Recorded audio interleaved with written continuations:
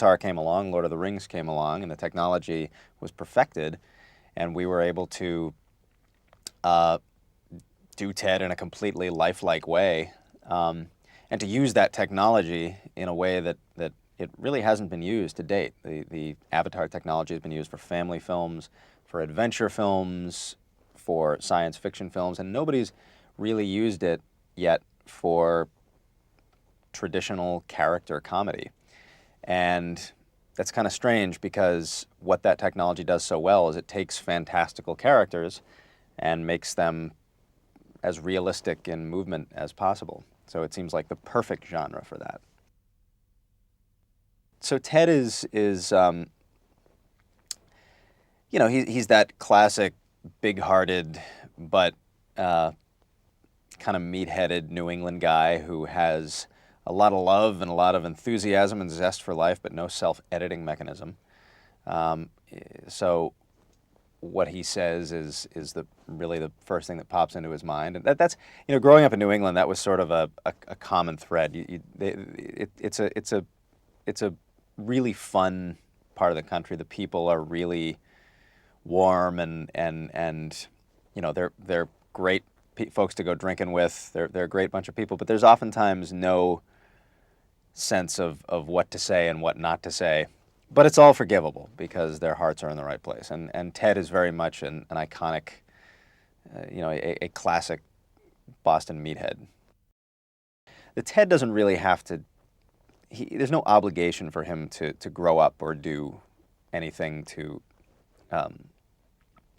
force himself out of this juvenile place and into adulthood. John has to do that. John cannot just languish in childishness as his teddy bear does. The movie's called Ted, but it is, if you had to pinpoint a story that really is the focal point, it's John's story. He's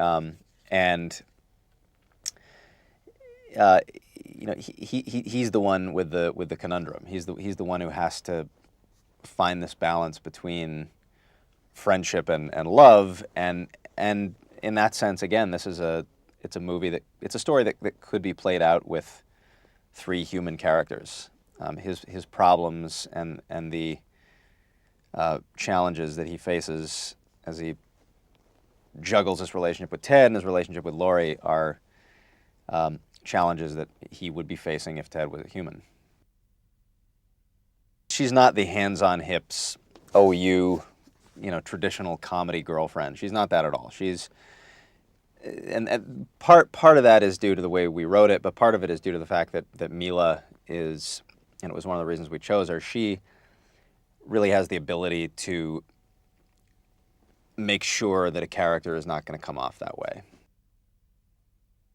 Mark is a guy who very quietly and humbly can do anything, as far as I'm concerned. We threw every type of comedy at him in this movie. We had him do, subtle dialogue comedy, broad physical comedy. There's even outright drama in this movie. He plays a lot of colors, and he just does it all beautifully. Yeah, as with Family Guy, there are a lot of pop culture references in Ted. It's chock full of them. Flash Gordon, obviously. SpongeBob pops up in there, I think. Airplane, of course.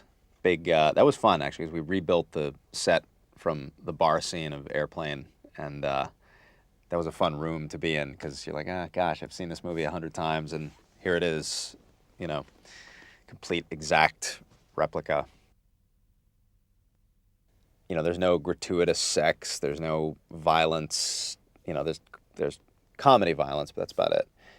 It's language, and so to me that makes it a soft R movie. So if you got a kid in high school, my parents would have taken me to a movie like this when I was in high school. It's if you're okay with the language, then it's fine, because hey, they're hearing this language in the schoolyard anyway. Better they learn these words from Hollywood than in the schoolyard.